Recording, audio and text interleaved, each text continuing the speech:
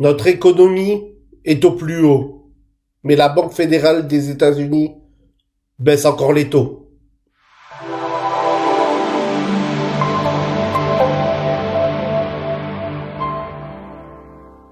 Nous sommes mercredi 30-10-2019 et on commence avec ce nouvel article sur la Chili.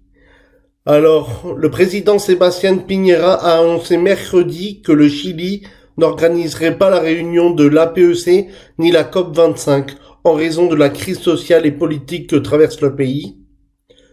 Pendant près de 2 semaines, le Chili a été plongé dans une crise sociale et politique profonde avec des manifestations de masse quasi quotidiennes, dont certaines ont abouti à des émeutes, des incendies et des pillages.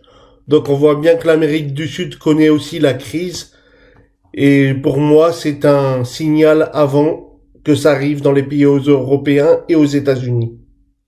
Et voilà la nouvelle qu'on attendait tous. Bon, pas de grande surprise, je vous l'ai dit dans ma vidéo hier soir. La Fed réduit ses taux de 0,25 comme prévu, mais pourrait s'arrêter là. Donc voilà la nouvelle blague.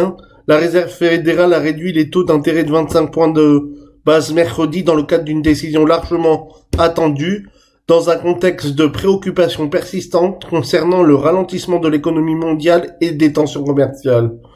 Donc voilà, si l'économie allait si bien comme on nous dit, pourquoi la Fed baisse encore ses taux, mais ils précisent qu'ils devraient s'arrêter là, et après ils disent que quoi qu'il arrive, ils soutiendraient largement l'économie et les banques. Donc en fait, c'est eux qui ont la main sur le monde, et ils décideront quand ils voudront, quand ça les arrangera, de tout arrêter, et là on connaîtra une récession, parce que pour moi, on verra pas une simple crise, ce sera une récession, la plus grosse de l'histoire peut-être. Donc voilà, comme je vous l'ai dit tous les soirs, préparez-vous. On passe à l'article 3. Donc là, c'est un article un peu plus économie, sur l'économie encore une fois.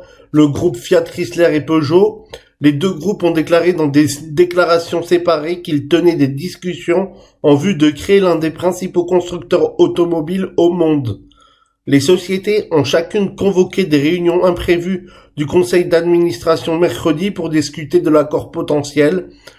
On indiquait des personnes proches du dossier, tandis qu'une source proche des discussions a déclaré qu'un accord pourrait être annoncé dès jeudi. Donc voilà, encore une fois, les fusions des groupes, on va vers plus de mondialisation et plus de contrôle. C'est tout ce que j'ai à dire, on passe au graphe. Alors nous voici sur les graphes. Alors moi j'ai attendu vraiment ce soir pour prendre déjà, j'ai pris un trade tout à l'heure et un trade maintenant. Là on est en direct sur le Nasdaq 100, vous voyez j'ai encore un trade en ligne là, en H1. Voilà, ça pète vers le haut, suite aux déclarations de Powell que il pourrait maintenir les banques quoi qu'il arrive. Donc c'est positif pour les stock markets. Je vous l'avais annoncé hier et avant-hier, donc suivez mes vidéos. Regardez mon trade est là et mon top profit est là parce que je pense je prendrai le trade dans la soirée. Je laisse pas de trade la nuit parce que j'ai appris beaucoup de leçons. Ne jamais laisser courir un trade la nuit parce que il peut avoir des retournements et ça peut vous coûter très cher. Je sais ce que je dis, j'en ai vécu l'expérience.